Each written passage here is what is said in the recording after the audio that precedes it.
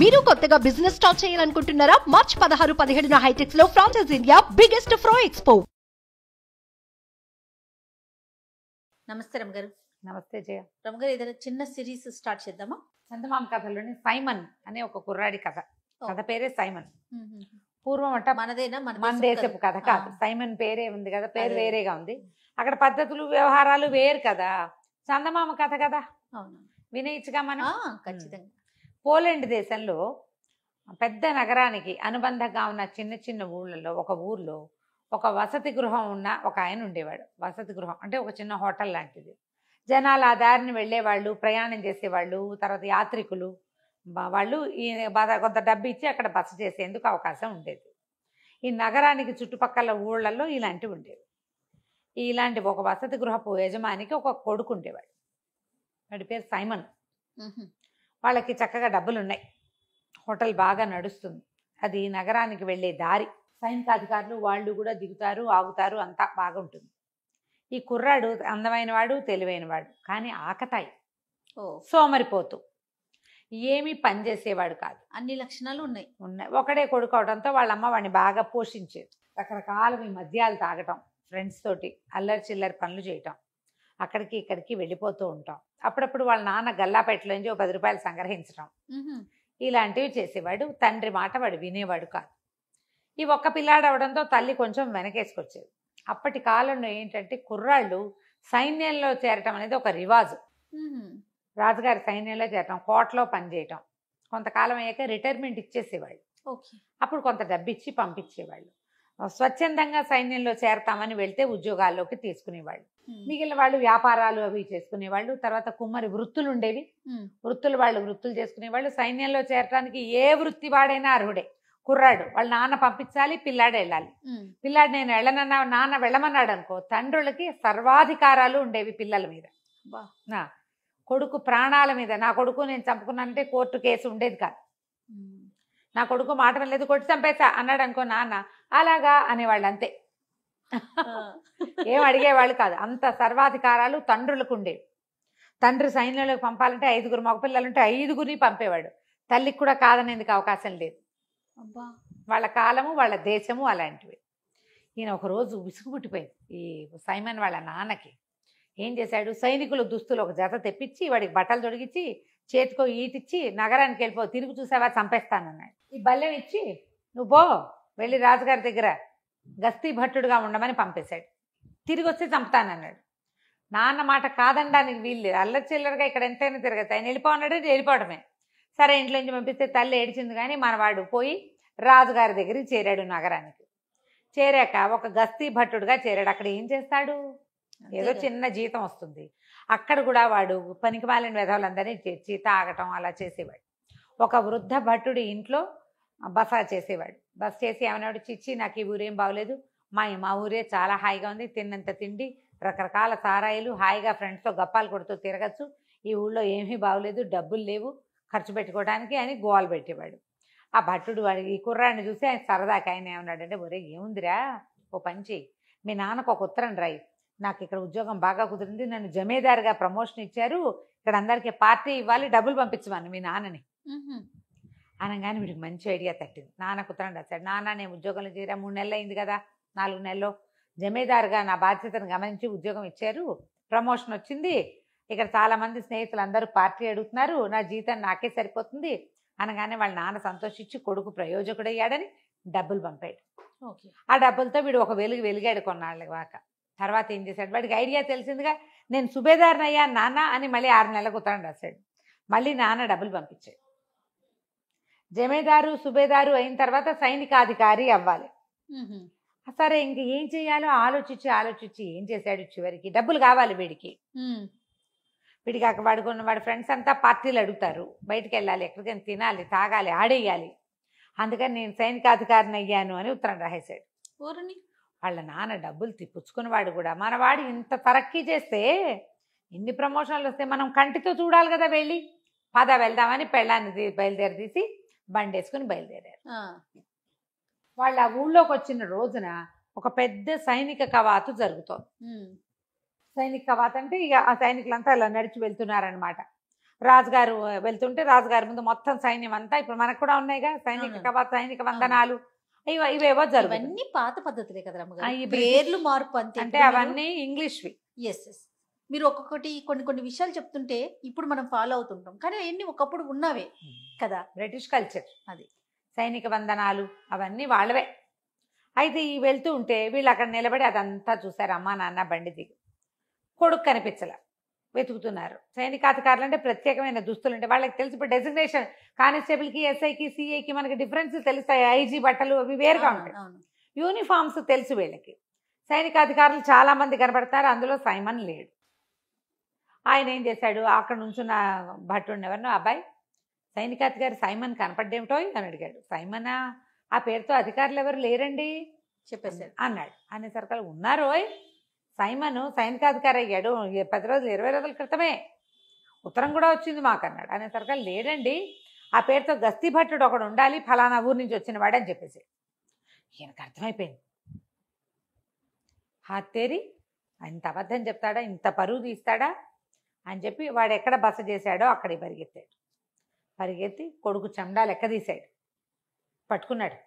చిత్రవధ చేస్తాను నిన్ను, నీ వల్ల నేను ఊళ్ళో అందరి ముందు పరువు పోగొట్టుకుంటా. ఇప్పుడు నిన్ను తీసుకెళ్తే నువ్వు గస్తీ పట్టడు, నువ్వు జమీదారు అయ్యావు, సుబేదారు అయ్యావు, సైనికాధికారి అయ్యావు అని నేను వచ్చిన వాళ్ళందరికీ చెప్పుకుంటుంటే సైనికాధికారిగా చచ్చిపోయాడని చెప్తా అని చెప్పేసి కొడుకుని పట్టేసుకున్నాడు.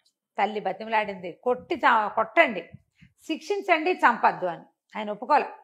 నువ్వు పెళ్ళానివి, నోరు మూసు పడు, తండ్రి నేను, వీడిని చంపే హక్కు ఉంది నాకు అని చెప్పి వాడిని కాళ్ళు చేతులు కట్టేసి బండిలో వెనకాల పడేసుకుని మొగుడు పెళ్ళాం బండి ఎక్కారు. ఎక్కేసరికి వృద్ధ భట్టుడు వీడికి పిచ్చి సలహా ఇచ్చి దొంగ మాటలతో డబ్బులు తెప్పించుకునే ఉపాయం చెప్పాడు కదా. ఇదంతా ఇలా తన వల్లే జరిగింది, వీడు డబ్బు కోసం ఇంత పని చేశాడని పాపం వాడిని ఎలాగైనా తప్పించాలని ఆ బండి వెనకాల ఇంకో బండి వేసుకెళ్ళి వాళ్ళు ఎక్కడో ఆగితే నిదానంగా బండిలో ప్రవేశించి 10 కట్లు కోసేసి తప్పించి ఒరే నాయన నువ్వు ఇంటికి వెళ్ళామంటే మీ నాన్న చంపేస్తాడు, మరి మీ నాన్నకే హక్కు, రాజు కూడా నీ మీద హక్కేం లేదు, ప్రజల మీద తండ్రుల హక్కులే ఉంటాయి, పారిపో నువ్వు ఎక్కడికైనా, నీ బతుకు జీవుడాన్ని బతకమన్నాడు. వీడికి కూడా ఫ్రీడమ్ వచ్చేసింది. నాన్న చెప్పాడని సిటీకి వచ్చాడు, సిటీ నుంచి తండ్రికి ఉత్తరం రాసి తీరాలి. ఇప్పుడు ఎక్కడికో పారిపోతే ఎవరికి ఉత్తరం జవాబుదారీ? హాయిగా బాగుందని ఫ్రీడమ్ దొరికేసిందని బయటికి వెళ్ళిపోయాడు. పారిపోయి ఈ నగరాన్ని దాటి వెళ్ళిపోయి చక్కగా ఆ ఊర్లో ఈ ఊర్లో తిరుగుతూ ఎవరో ఫ్లూట్ వాయించే విద్వాంసుడు ఇంటి దగ్గర కొద్ది రోజులుండి పిల్లని గ్రోవి ఊదటం నేర్చుకున్నాడు.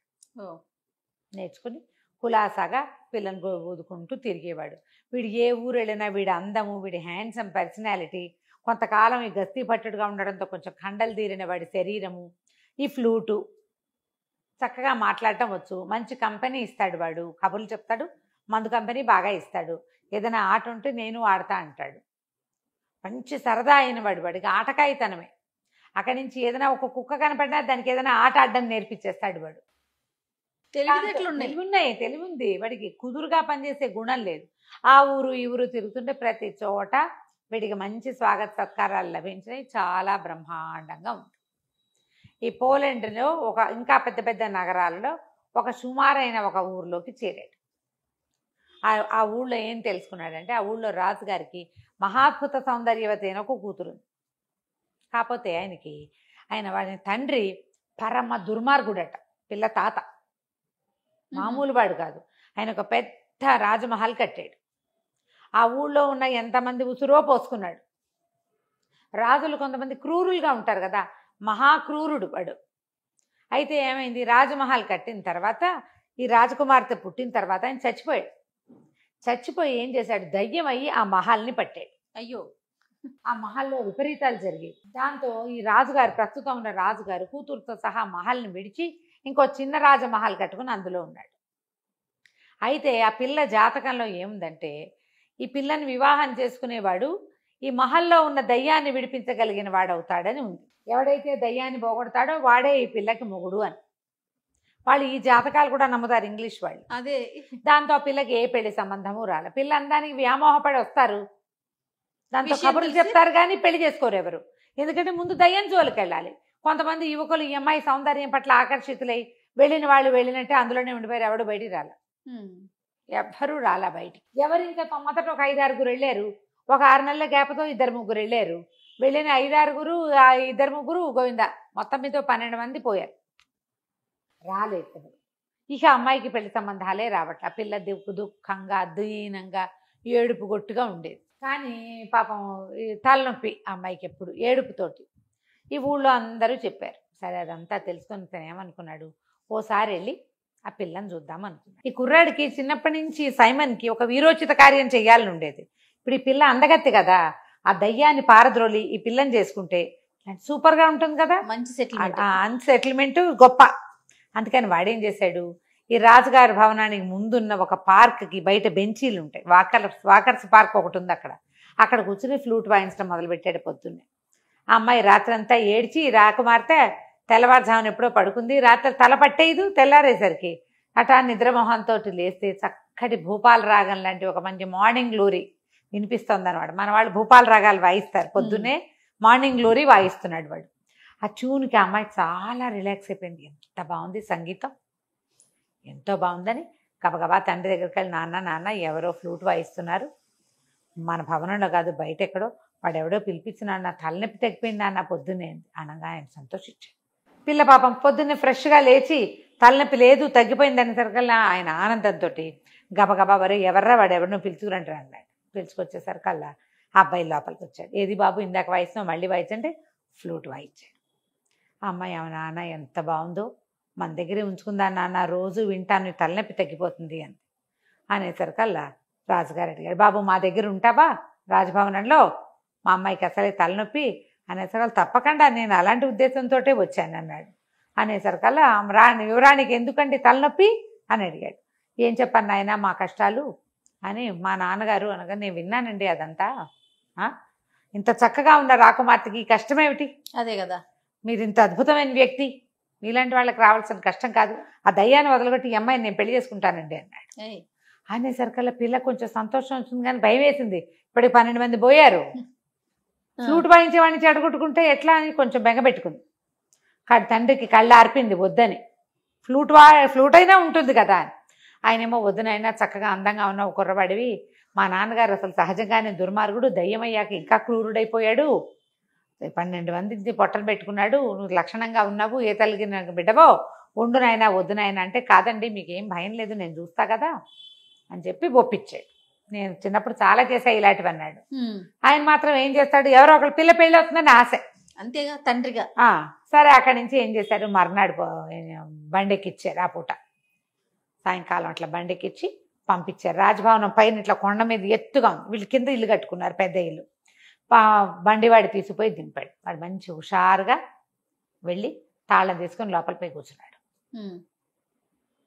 చీకటి పడేసరికల్లా ఆ లోపలంతా దుమ్ము, పెద్ద మందిరం, అన్ని పరదాలు, పెద్ద పెద్ద చిత్తరువులు, బంగారంతో చేసిన కొన్ని విగ్రహాలు, దీపపు కుందులు, క్యాండిల్స్ అన్నమాట, క్యాండిల్ స్టాండ్స్, అద్దాలు, ఎంత బాగుందో కళాత్మకంగా. అంతా దుమ్ము. వీడేం చేశాడు, జేబురుమాలతో ఓ చోట దుమ్ము దులుపుకుని ఓ కుర్చీలో కాలు మీద కాలేసి కూర్చుని, అక్కడ ఒక పక్కన లైబ్రరీ కూడా ఉంది, పోయి ఓ పుస్తకం తెచ్చుకున్నాడు.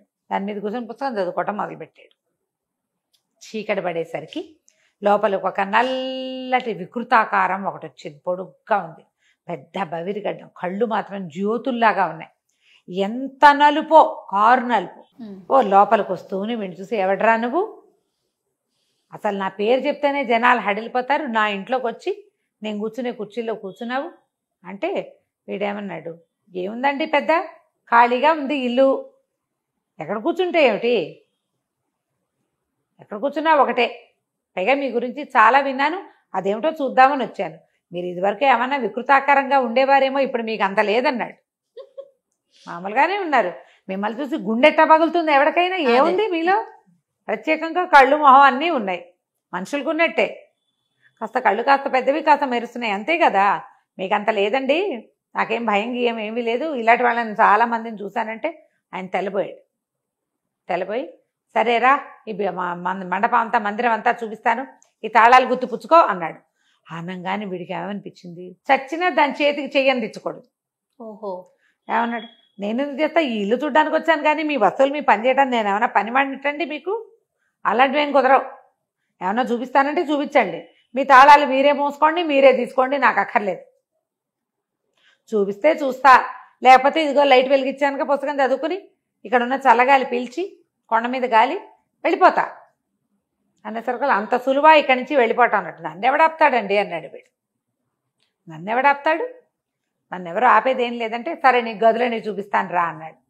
ఒక్కో గది వెళ్ళి తాళం తీయటం మొదలుపెట్టాడు. ఈ ఒక్కొక్క గదిలోకి ఆయన వెళ్తుంటే నల్లటి నలుపు విరిగి కొంచెం తెల్లబడ్డం మొదలుపెట్టింది బాడీ పైనుంచి ఆయనకి.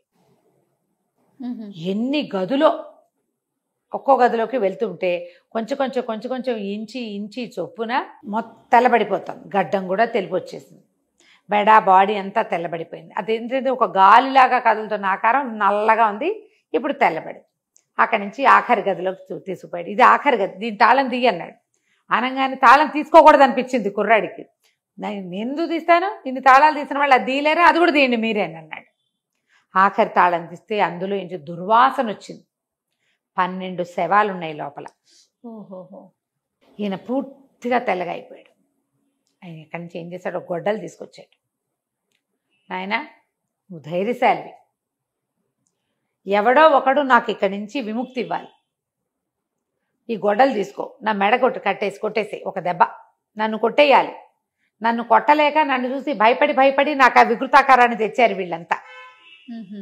ఒక్క దెబ్బ కొట్టావా నాకు, నేను వెళ్ళిపోతా నా దారిని. నేను ఈ భవనంలో ఇంకా నాదేం ఉండదు, నా కొడుకు వచ్చి రాజ్యం చేసుకోవచ్చు, నువ్వు కావాలంటే నా మనవరాల్ని పెళ్లి చేసుకోవచ్చు అంటే వీడు ఆలోచించకుండా ఆ చేతుల నుంచి వెండి గొడ్డలు తీసుకుని పటామని మెడ ఎగర కొట్టేశాడు. ఎప్పుడైతే ఈ మెడ ఎగిరిపోయిందో ఆ శరీరాన్నిలోంచి ఒక చిన్న పిచ్చిక బయటకు వచ్చి తుర్రుమంటే ఎగిరిపోయింది.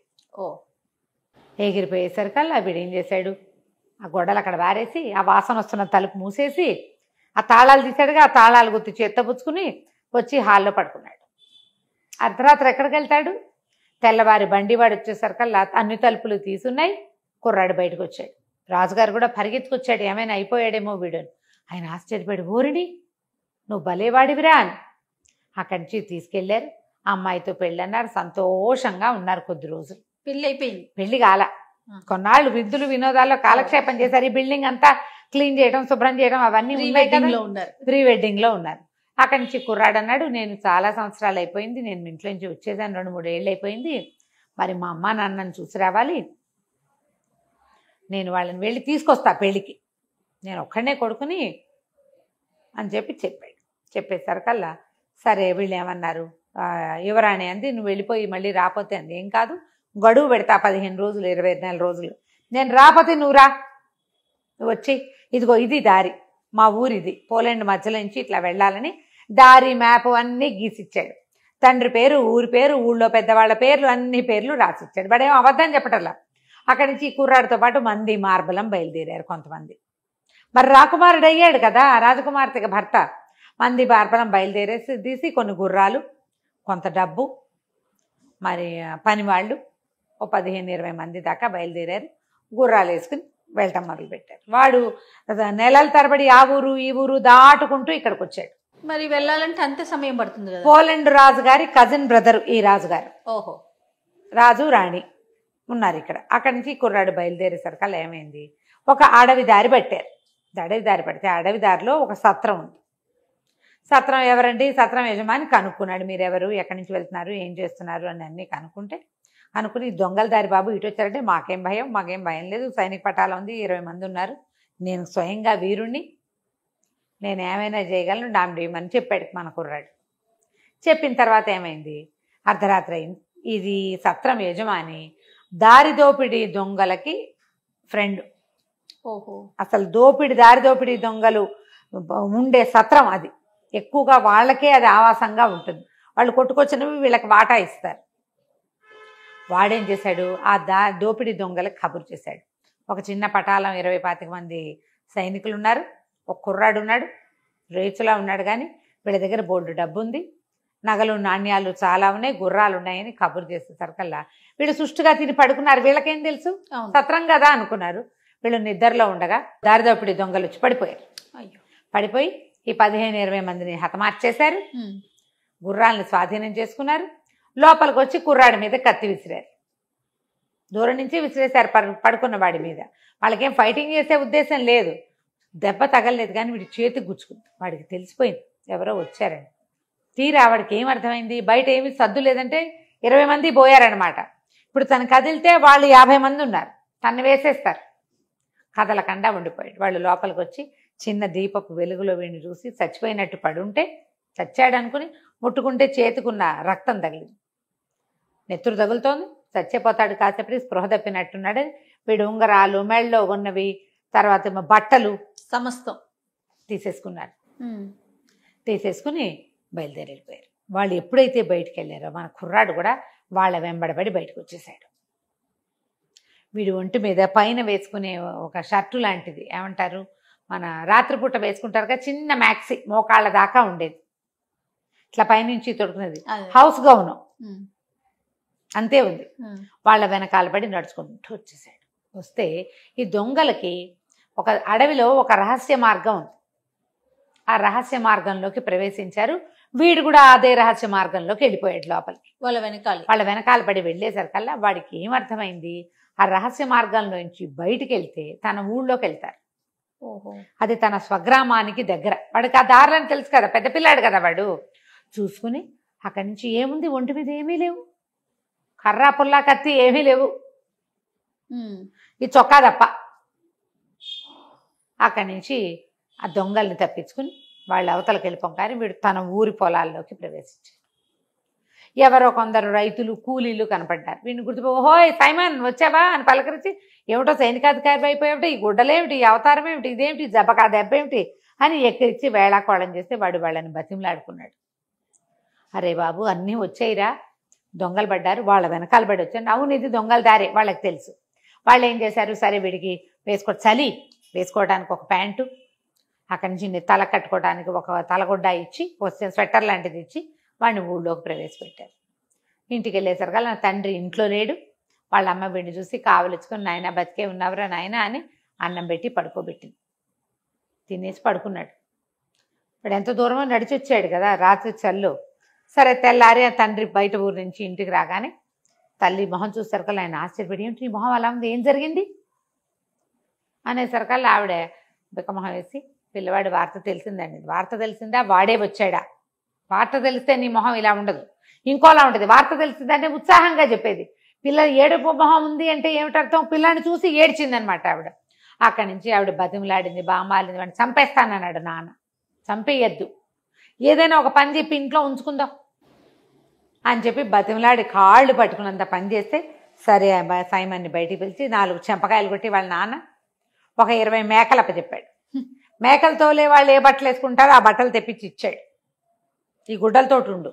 వాడు ఏం చెప్పలేదా, చెప్పినా ఆయన నమ్మడు. చెప్పాడు, చెప్పినా ఆయన నమ్మలేదు, అబద్ధాలు అనుకున్నాడు. ఎందుకంటే వాడు ముందు జమేదారు, సుబేదారు, సైనికాధికారి అబద్ధం చెప్పాడు. అందుకని ఇప్పుడు యువరాణి సంగతి చెప్తే నాన్న ఏం నమ్ముతాడు, అదే కదా, నమ్మడు కదా. అక్కడి నుంచి మేకలను తోలమన్నాడు. వీడు ఏం చేస్తాడు పాపం, ఏం చేయలేడు. తండ్రి మాట కాదన్న వాడికి విలువ లేదు. తన ఊళ్ళోకి వచ్చాక తండ్రి మాట వినాల్సిందే. పైగా అట్లాంటి ప్రాక్టీస్ వాడికి. ఇక మేకలు తోలటం మొదలుపెట్టాడు. వాడికి ఫ్లూట్ అలవాటు ఉంది కదా, ఆ ఫ్లూట్ ఊదుకుంటూ మేకలకి చక్కగా డ్యాన్సులు చేయటము, తలకాయలు ఊపటము అలా నేర్పించి ఉంచుకుంటున్నాడు. రోజు అక్కడే ఉండేవాడు. నెల గడిచింది, ఇది అబ్బాయి వెనక్కి రాలా. ఇక్కడ యువరాణి సైమన్ ఇంటికి వెళ్ళిపోయాడు. వాళ్ళ నాన్నేమో అతనికి మేకలు కాసే పని అప్పచెప్పి ఈయన ఫ్లూట్ పట్టుకొని వెళ్ళిపోయాడు. మేకలను కాసుకుంటున్నాడు. నెల దాటిపోయింది. 15 రోజులు వెళ్తాను, 15 రోజుల్లో తిరిగి వస్తాను, అక్కడ ఒక మధ్యలో 2-3 రోజులు, 10 రోజులు పూర్తిగా పట్టదు, నువ్వు నెల అని చెప్పాడు. నెల దాటి 4-5 రోజులు అయ్యి ఎక్కడా సందడలేదు. ఊరి చివరి నుంచి ఏదైనా మనుషులు వస్తున్న సౌండ్ వస్తే కబురు వస్తుంది. అవునవును. ఏమీ రాపోయేసరికల్లా రాకుమారుతుంది. నాన్న ఎట్లాగో అడ్రస్ చెప్పాడు, అక్కడ ఏం సమస్య అయిందో, వాళ్ళ అమ్మకో నాన్నకో బావులేదో ఏంటోనే వెళ్తానని. రాజుగారు కూతురు ప్రేమికుడు. ఏముంది, సైన్యం ఉంటుంది, అమ్మాయి వెళ్ళొస్తుంది, అత్తారిల్లు చూసొస్తుంది. వాడంతటా వాడు దయ్యాన్ని పారద్రోలి రాకుమార్తెగా మొగుడయ్యే అర్హత సంపాదించుకున్న వాడి కోసం ఆ మాత్రం చెయ్యొచ్చు కదా అని నాన్న కూతుర్ని ఒక పటాలం ఇచ్చి పంపించారు. సైన్యము దాసదాసి గణంతో రాకుమార్తె తన తాలూకు ఒరిజినల్ అటైర్ తోటి తన చక్కగా అలంకరించుకుని బయలుదేరి ఒక 4 రోజులు 3 రోజుల్లో ప్రయాణం చేసి అడవిలోకి చేరారు. కొంత ప్రయాణం చేసి అడవి మధ్యలోకి వచ్చారు. వీళ్ళు ఇంతకుముందు సైమన్ ఎక్కడైతే విడిది చేశాడో తన 20-25 మందితోటి అక్కడికి వచ్చారు. వచ్చేసరికల్లా అంతకుముందు వచ్చిన వాళ్ళు 25 మంది అయితే వీళ్ళు ఇంచుమించుగా 50 మంది. ఒక 7-8 మంది దాసీలు అమ్మాయికి. అమ్మాయి చూస్తే కుర్రాడు మగపిల్లాడు ఏం పెట్టుకుంటాడు, ఏదో గొలుసేసుకుని 4 ఉంగరాలు పెట్టుకుని కొంచెం టపటపలాడే బట్టలు వేసుకుంటాడు. అమ్మడికి పైనుంచి కింద దాకా అంతా అలంకారమే. రాకుమార్తె దానికి తోడు. ఆ సత్రం యజమానికి పిచ్చ సరదా వచ్చేసింది. అయ్యో బాబోయ్ ఎన్ని నగలు! ఆ పని వాళ్ళు కూడా నగలు పెట్టుకున్నారు. వాళ్ళు దుంపదేగా సైనిక పటాలం. అంతకుముందు వచ్చిన వాళ్ళు ఊరికే సహాయానికి వచ్చిన సైనికులు. వీళ్ళు రాకుమార్తె వెనకాలండే మంది మార్బలం. వీళ్ళంతా గ్రాండ్ పార్టీ. వీడు కాస్త ఆ దొంగలకి, దారి దోపిడీ దొంగలకి కబురు చేశాడు. కబురు చేస్తే ఏమైంది, సాబురు వెళ్ళింది. సాయంకాలం అయ్యేసరికల్లా రాకుమార్తె ఏం చేసింది, ఆ సత్రం యజమాని భార్యని దా మాతో పాటు కూర్చో, మాతో పాటు టీ తీసుకుంది. కానీ చాలా ఆదరంగా పిలిచింది. ఆ సత్రం యజమాని భార్యకి జాలేసింది. అయ్యో పాపం బంగారు తల్లి, రాకుమార్తెలు ఎవరైనా ఇట్లా దారిపోయే వాళ్ళని రా నాతో టీ దాగంటారా అనరు. దీనికి మంచి మాట చెప్పాలని, ఓయమ్మా తల్లి మా ఆయన దొంగవాడు, దారిదోపిడి దొంగలకు స్నేహితుడు, అసలు ఇక్కడ విడిది చేసే వాళ్ళే ఇట్లా మీలాగా వచ్చేవాళ్ళు చాలా తక్కువ, వచ్చిన వాళ్ళు వచ్చినట్టు వీళ్ళు నిర్మూలించేస్తారు. కిందటిసారి 10 నెలల క్రితం ఒక కుర్రాడు వచ్చాడు, ఎంత బాగున్నాడో, వాడితో 20-25 మంది వచ్చారు. చక్కగా ఇంత పొడుగ్గా ఫ్లూట్ వాయిస్తూ పంచదార చిలకల్లే ఉన్నాడు. మొత్తం అందరిని చంపేసి దొంగలు దోచేశారమ్మా. ఎంత వెతికినా ఆ కుర్రాడి శవం మాత్రం కనపడలేదమ్మా. ఏ కుక్కలు నక్కలు ఎత్తుకుపోయాయో అనగానే యువరానికి అర్థమైపోయింది. వాడు సైమనే, ఆ ఫ్లూట్ వాయించేవాడు. ఈవిడేమన్నా నువ్వేం కంగారు పడకు, నేను హ్యాండిల్ చేస్తానని ఈ సైనికుల్ని, రాత్రి వీళ్ళేంటి పగలల్లా ప్రయాణం చేసి వచ్చారు ఎండల్లోనూ, అక్కడ ఈ రాత్రి శుభ్రంగా తింటే పడుకుంటారు ఒళ్ళు తెలియక, సేఫ్ ప్లేస్లో ఉన్నామని.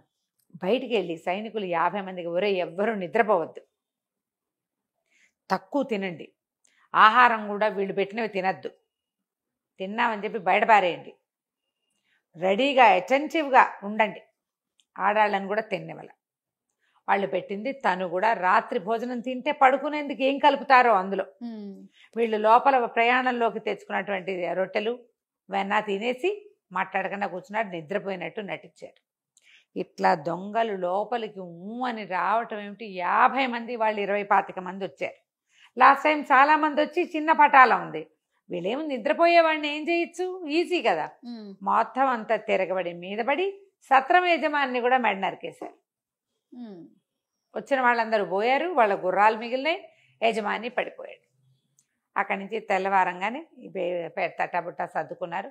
ఆ యజమానురాలికి ఈ శవాలన్నీ అప్పచెప్పి ఓ 4 దోసెళ్ళ ధనం ఇచ్చి, మరి మీద పడ్డప్పుడు చంపక తప్పలేదమ్మా, పోన్లేమ్మా దుర్మార్గుడు పోతే పోయాడు, ఎంతమందినో చంపి పాపం మూట కట్టుకున్నాడు అంటుంది ఆవిడ. వచ్చేటప్పుడు మళ్ళీ విడిది చేస్తామని, ఇక్కడ ఎవరినైనా పెట్టి నిన్ను మాతో నమ్మకస్త్రాలుగా ఉంచుకుంటామని మాటిచ్చి బయలుదేరి వెళ్ళిపోయారు.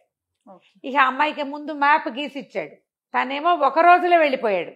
ఈ రహస్య దారి, అడవి దొంగలు వెళ్తున్నటువంటి అది అడవి దారిలో రహస్య దారి లింకుండా తన ఊరికి సింపుల్గా వెళ్ళిపోయాడు సైమన్. వీళ్ళకి టైం పట్టింది, వాడు అప్పుడే తెలుసుకున్నాడు ఆ దారి. వీళ్ళు గీసి ఇచ్చిన మ్యాప్ ప్రకారం నిదానంగా ప్రయాణం చేసుకుంటూ రాకుమార్తె కలిసిపోకుండా ఆ ఊరు తీసుకుపోయారు.